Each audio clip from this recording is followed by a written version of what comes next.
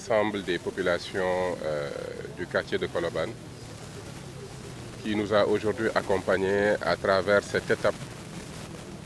qui est une étape importante dans le processus de planification urbaine.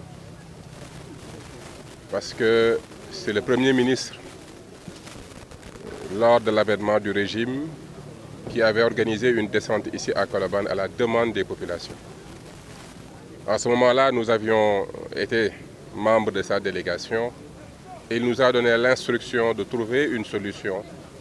pour améliorer le cadre de vie au niveau de ce quartier. Parce qu'au-delà de la question des commerçants, c'est une question de cadre de vie, c'est une question d'amélioration du milieu urbain. C'est pour cela que dans le cadre du programme national d'accès au logement et de renouveau urbain, pour nous le renouveau urbain, c'est justement faire un travail de restructuration, faire un travail de réorganisation et améliorer le cadre de vie urbain existant en plus de créer des logements pour avoir accès à ces logements. Voilà l'importance du Penal-Rue qui est aujourd'hui le programme phare en charge de cette mission. Dans ce processus de planification urbaine, il est important, au-delà de l'analyse technique que nos services ont eu à faire, c'est de faire un travail d'ingénierie sociale. Ingénierie sociale, c'est-à-dire prendre le temps de réunir l'ensemble des acteurs. Parce que chaque acteur a sa contribution à apporter dans la construction de ce nouveau Colobane. Que ce soit les commerçants qui apportent un service, les populations qui donnent vie au quartier, les élus qui sont les porteurs des projets, les associations qui sont la force vive et l'ensemble de l'administration et des services, l'école, les imams, les postes de santé. Tous ces acteurs ont un rôle important à jouer dans l'organisation de ce milieu de vie renouvelé que nous voulons pour notre nation. Et c'était pour ça que c'était important aujourd'hui, après qu'on ait fait un travail technique, un travail d'ingénierie, d'analyse de différentes options, c'était important de venir échanger avec les populations, partager avec eux ce moment d'analyse de la réalité et à partir de maintenant, recommencer, relancer les concertations maintenant autour de solutions pour pouvoir bien axer et proposer un programme qui va permettre de répondre à la fois aux problèmes des populations, aux problèmes des enfants, aux problèmes des différents services, aux problèmes des adultes, des commerçants. Tout le monde doit pouvoir trouver son compte dans les solutions que nous devons apporter. Voilà la démarche qui nous anime, qui est une démarche positive de recherche de solutions. Comme je le disais tout à l'heure, nous avons suffisamment de problèmes. On n'est pas là pour créer des problèmes, on est là pour trouver des solutions. Et je voudrais aussi remercier l'association qui nous a accompagnés et qui est un acteur clé dans les concertations. Remercier les élus pour leur participation. Bien évidemment, remercier le préfet qui représente aujourd'hui le gouverneur et l'ensemble des services de l'État qui nous ont accompagnés et mention spéciale à la directrice en charge de la planification et de la régulation urbaine qui a mené de main de mettre les processus jusqu'à ce moment-ci et je constate avec beaucoup de plaisir la qualité du travail et Inch'Allah nous allons continuer dans ce sens-là et bientôt ce sera le moment, après avoir discuté avec tout le monde, proposer des solutions, de présenter un programme pour Colobane et ensemble nous allons trouver des solutions. Et j'en ai la conviction profonde que le génie sénégalais est fort devant n'importe quel problème. Mais le génie sénégalais nécessite une chose, c'est qu'on mette de côté les considérations personnelles et qu'on regarde ensemble les problèmes collectifs. C'est là qu'émerge le génie sénégalais. Et ce génie sera toujours noyé quand nous serons dans des considérations personnelles. Mais il va toujours s'éclore quand on va mettre de côté ces considérations pour ne se préoccuper que de l'intérêt collectif et de l'intérêt des générations futures. Voilà les deux conditions nécessaires pour l'émergence de ce génie. Ce n'est pas un ministre qui va faire des choses extraordinaires, ce sont l'ensemble des acteurs qui vont faire de Colobane ce qu'il doit être. Et c'est ça le message que je voudrais dire en conclusion. Vous remercier pour les moments partagés avec vous aujourd'hui. Ça a été intéressant, plaisant. Moi, j'aime le terrain, j'aime être en contact avec les populations parce que c'est là qu'on voit la réalité sociale, la réalité urbanistique, qu'on voit les problèmes liées à la réglementation, qu'on voit les acteurs et qu'on les écoute et qu'on les voit dans leur milieu. Pour moi, c'est essentiel et c'est ici qu'on prend les décisions, pas dans les bureaux. Donc encore une fois, je voudrais vous remercier parce que sans votre accompagnement, ce moment important de ce processus n'aurait pas la qualité que je constate aujourd'hui et les étapes à venir ensemble, si nous travaillons d'arrache-pied, montreront quelles sont les solutions que nous allons proposer pour changer ce cadre de vie. Si nous réussissons Colobane, nous lançons un message à tous les autres quartiers que le renouveau urbain est possible. C'est pour ça que Colobane, pour moi, est un défi majeur. Si nous le réussissons, nous disons à tous les autres, vous pouvez avoir ce que Colobane a eu. Parce que tout le monde connaît Colobane, tout le monde est passé par Colobane. Même nous qui vivons, sommes nés dans les régions, connaissons Colobane parce que nous sommes passés ici à un moment ou à un autre. Donc c'est un point repère, un point que tous les Sénégalais connaissent. Si nous réussissons ce défi, nous lançons un message positif d'espoir et de capacité de mise en œuvre et ce sera un exemple encore une fois du génie sénégalais. Quand nous nous mettons ensemble, nous accomplissons d'excellentes choses. Je vous remercie. Wa Sénégal, je suis Aminata Wane, directrice de la planification urbaine et de la réglementation. Ci direction générale de l'urbanisme et de l'architecture bi nekk ministère de l'urbanisme. Teewaay bi nag tey li ko wundu mooy ay benn démarche boo xam ne dañ ko commencé woon depuis février suite à la saisie du Premier ministre maanaam dafa am association buy yëngu Colobane bu gis gàllankoor yi nga xam ne moo nekk ci biir Colobane bind ab bataaxal jébbal ko Premier ministre di ci wax seen yitte ak seen bëgg-bëgg ba loolu weesoo Premier ministre yabal ñu fii ngir ñu mëne ay concertation bu ñu waxee concertation nag li ko wundu mooy dajale acteurs yi nga xam ne ñooy évoluer ci territoire bi yëpp mu nekk mairie bi mu nekk association yi imam quartier yi dignitaires yi habitants yi de manière générale waxtaan ak ñoom ci seen i jafe-jafe ndax ñoom ñi fa dëkk ñoo ko mën a xam ñoo ko mën a wax itam déglu leen am benn posture boo xam ne posture d'observateur la ñëw bàyyi leen ñoom ñu wax ñu ba ñu waxee ba pare ñu def visite de terrain gis def remarque yi nga xam ne ñoom yooyu lañ ñu def ba pare def li nga xam ne mooy rapport de diagnostic préalable ci biir rapport boobu problématique yi nekk Colobane yëpp dañ ko ci tënk léegi balaat bi tey nag mooy deuxième étape concertation bi maanaam ba ñu dajeweek askan gi yëpp acteurs clés yi relais communautaires yi wax ak ñoom ba ñu wax ñu seeni jafe-jafe ñun dañu ne léegi prochaine étape bi mooy ñu dajale ñëpp acteurs yooyu yëpp nekk biir Colobane ak ñi nga xam ne ñooy évoluer ci ministère sectoriel yi muy ministère de l'environnement de la santé de l'éducation nationale ndax de l'intérieur également ndax ñooñu ñëpp tamit am na ci biir Colobane ay problématiques yoo xam ne ñoom daal ñoo ci mën a yëngu léegi au sein du ministère de l'urbanisme des collectivités territoriales et de l'aménagement des territoires direction yëpp tamit teew nañu muy direction générale du cadre de vie direction générale de la construction et de l'habitat ñun suñu direction de la planification urbaine de la réglementation ak yeneen direction loolu yëpp pour bu ñu paree ci concertation yii nii ñu mën a xalaatandoo ñun ñëpp suñu direction yi ci ministère bi ak direction yi nekk ci ministère sectoriel concerné yi ñu mën a toog xalaatandoo projet boo xam ne day jël globalement aspect yi nga xam ne yooyu yëpp la ñu gis muy gàllankoor Colobane ñu mën ci indi ay solution indi ci ay matuwaay yoo xam ne dina tax buñ ko ñoŋalee askan bi yëpp dinañ ci gis seen bopp incha allah loolu daal moo waraloon tey teewaay bi di ci jaajëfal ñëpp ñi fi teew di remercier le ministre de l'urbanisme des collectivités territoriales et de l'aménagement des territoires ci accompagnement bu am solo bi nga xam ne mu ngi koy def ndax dafa xam ne mënuñu def dara te planifié wuñ ko moo tax mu jël ñu te jox ñu initiative bi dénkuñu ko wóoluñu ci tamit gunge ñu ci ba ñu yegsi tey fii ñu yegsi di leen dalal seen xel ni itam dinañ continuer liggéey bi ba nga xam ne ay solution dina ci juddu en collaboration avec l'ensemble des directions et techniques concernées merci beaucoup. salaamaaleykum man maa ngi tudd Assane Sadio Bokoum dëkk ci gox bi bokk ci association bi ñuy wax Gëstu Colobane di membre actif ci biir quartier bi mais nag ànd ak population bi yëpp ci liggéey bi ñu ne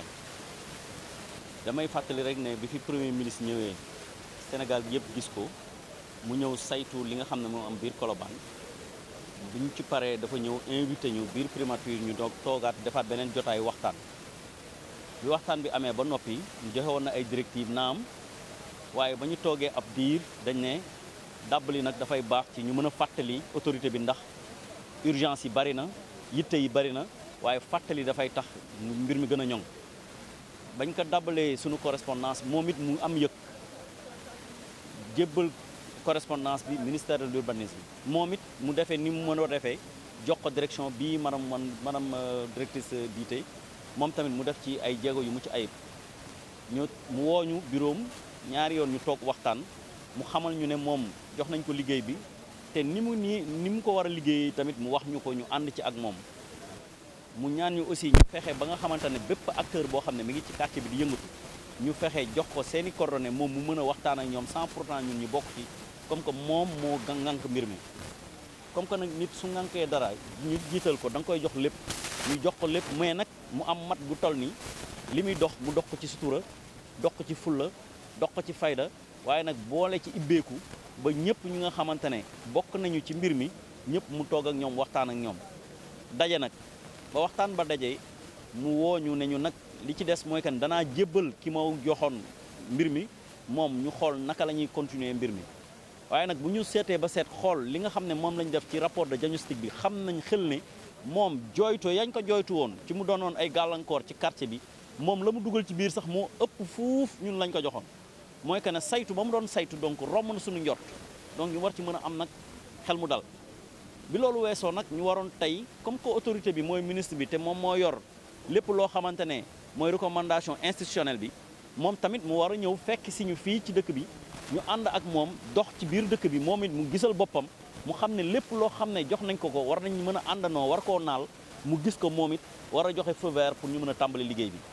ci loolu nag dañ ciy jaajëfal soxna si taxaw moom mi nga xam ak équipe am pour wane ne rek góor baax na waaye jigéen baax na waaye nag di ko gën a jaajëfal gën ko gën a ñaax ci liggéey bi te mu xam ne li koy xaar moo ëpp li mu defagum loolu nag ci loolu ñun population dañoo xam ne suñu diviser duñu arrangé suñu àndee la ëpp doole waaye nag lépp loo gis ci vision amee ci dëkk da ngay xool naka ngay méngale li ngay def ak vision bi nga xamante ne régime politique bi moom lay teg ñu xool ne kat ci biir vision 2050 am na ay pàcc yoo xam ne jagleel na mbirum terroir jagleel na mbirum renouveau urbain ñu xam ne ñun ci lii lañu mën a jaar ci suñuy correspondance pour mën a yegg fi ñu jëm bañ ca defee nag wax ci liñ bëgg ñoom tamit fekk si nañ ñu xam nañ ne mbir mi méngoo na ak pàcc yu bëri yoo xam ne dafay fekk ji ci nga xam ne mooy vision 2050 ci wàllum capital humain ci wàllum développement humain ci wàllum territoire ci wàllum cadre de vie ci wàllum mbir yu bëri yoo xamante ne daje na même ci santé ak éducation parce que lépp dañ koy fekk ci biir quartier bi ba ci sécurité donc loolu mooy li nga xam ne tey bi ñu toogee ànd dox gis nañu alhamdulilah bi ñu fekkee bàq bi tooy suuf si tali bi taa ñëpp xam ne lii mooy li fi ne loolu lañ koy sante te di xam ne kat wàcc ci suuf baax na te nag li ci des mooy ñu gën a waxtaanaat comme que nag dañuy ibbi ay waxtaan duñu beddi kenn beddi bi nag mën na am lu mu jur waaye duñ ko nangu incha allah ñun suñu biir population daañ fexe ba lépp loo xam ne lu ñu war a mën a féewale la ñu waxtaanee ko delloo si waat ñëpp ñu mën a àndandoo ci liggéey bi nga xamante ne nguur gi indil nañu ko parce que kat day dooree fii Colobane war na mën a doon vitrine boo xamante ne Sénégal yëpp war nañu xam ne war na mën a ne comme que nag war na mën a ne la ñuy wax vision bi 2050 la jëm waaye ñun jàpp nañ ne fii ak 5 ans wala lu ko yees vision bi war na mën a concrétiser wu fii ci Colobane nit ñi mën ko gis mu war a mën a gën a ibbeeku jëm fi ñu ko bëggee loolu daal mooy li nga xamante ne gis nañ ko te jàpp nañ ne li ñu naal ci projet bii bu ñëpp jàppee xel yi ak ñaan yi lépp ànd si incha allahu rabbi daañu ci yegg nuñu ci war a yeggee salaamaaleykum wa rahmatullah taani rajim bismillahi rahmaani rahim ñu ngi leen di nuyu bu baax di leen sant di leen gërëm ci ànd bi ngeen ànd ak ñun tey ci balaat bu am solo bi ñu doon def ci ànd koog le ministre de l'urbanisme muy Moussa Balla Fofana dañuy fàttali sénégalais yi rek ni ay weer si ginnaaw le premier ministre dafa ñëw fii wax fi ay dig waaye nag li mu waxoon ci li nga xam ne mooy fexe nan la ñuy xoolaatee nekkin wi ci mbedd mi dafa ne woon lépp loo xamante ni dañ ko ci def nañ jiital waxtaan tamit bu sincère bu leer bi loolu amee nag association bi nga xam moo nekk ci Colobane daal di bind premier ministre comme ni ko madame la directrice waxee léegi nii ngir ñu joytu jafe-jafe yi nga xam moo nekk Colobane muy nekk ay jafe-jafe yu mag a mag yoo xamante ni yàgg na aussi ci loolu nag ci la ministère bi ci lañ ko imputé ministère de l'urbanisme ministère bi daa koy dénk la directrice Aminata Wane pour mu taxawaay d'abord lépp loo xamante ni mooy waxtaan mais nag def na ci liggéey bu mucc ayib boo xamante ni man dañ may rendre compte ci lu bari waaye gis naa liggéey bu am solo bi mu ci def bu am solo ngir woo bépp acteur boo xamante ni yaa ngi Colobane amul kenn ku ko xàmmewul sax instant bi ni ci biir Colobane ndax liggéey bu am solo bi mu fay def ndax xam na ni loolu mooy li am solo parce que ñun bala ñoo ñëw naan dañuy aménager waat di defaraat sax il faut ñi nga xam ne ñoom lañ koy defaral wala ñi nga xam ne ñoom la ñuy ànd ak ñoom ci liggéey bi pour améliorer seen cadre bi il faut ñoom ñu xam d'abord projet bi ñu leen indi lan la waaye ñëwuñu rek ni leen lii lañ leen defal directrice dafa ñëw ni leen léegi lan ngeen gisee c'est parce que yéen a fi nekk yéen a xam lan ngeen di dund lan ngeen ko gisee d'abord ñu wax ñoom seen i gis-gis wax leen naqari lépp ba pare ñoom it techniquement ñu liggéey ba am solo tënk ko ci benn rapport jox ko le ministre war ko jox le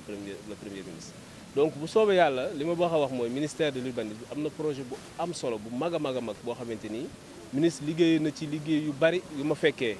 ñu ngi ko doon liggéey ak la DGCH direction de la construction.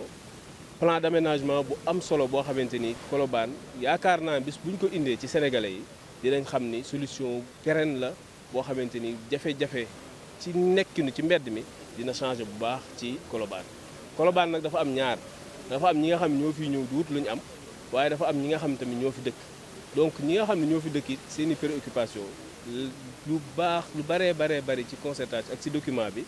prendre nañ ko en compte. ñi nga xam tamit ñoo fi liggéeyee tamit ñoom it seen àq kenn du ko salfaañe donc dinañ fexe ba li nga xam moom lañ jublu balaa benn action bu ñuy def opérationnel ci biir Colobane dina xam ne bu ñu ko ñëwee di ko def askan bi ñoo ñuy jàppale pour ñu def damay fàttali rek def nañ ko ci stade Léopold Sédar Senghor pendant 5 ans ñi ngi def ay déguerpissement foofu ci stade de Léopold Sédar Senghor cette année rek la am ñu def benn boo xamante ni ba tey amaatul kenn ku ko occupé c'est parce que dañoo jiital waxtaan bu am solo ba pare jiital li nga xam ne bi instant bi bala ñu ko woon a tàmbali rek dañuy def mur clôture te mur clôture boobu permettre nañu ba stade boobu kenn dootu ko occupé ci donc fii tamit bu ñu fi ñëwee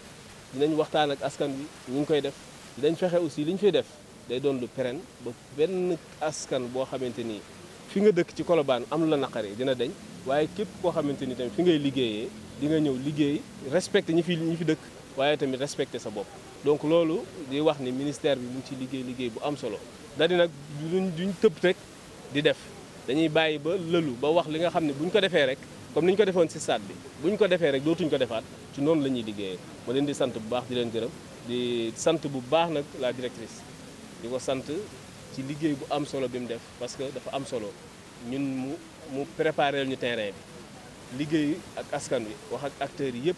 ba nga xam ni ñun bu nga xam ne ñëw nañ rek duñ am benn jafe-jafe ci loolu nag bu amee ci leadership ministre de l'urbanisme la muy Moussa Balla Fofana di ko sant bu baax ci leadership am di ko sant aussi ci gis-gis bi nga xam ne am na ko ñu ko ci accompagner bu baax a baax ci liggéey bi di sant le premier ministre bi nga xam ne aussi moom teel na xam ne lépp loo xamante ni moom la ñuy def il faut ñu jiital ci waxtaan donc loolu moo taxoon ma ne woon nañ ñëw fii def balade bu am solo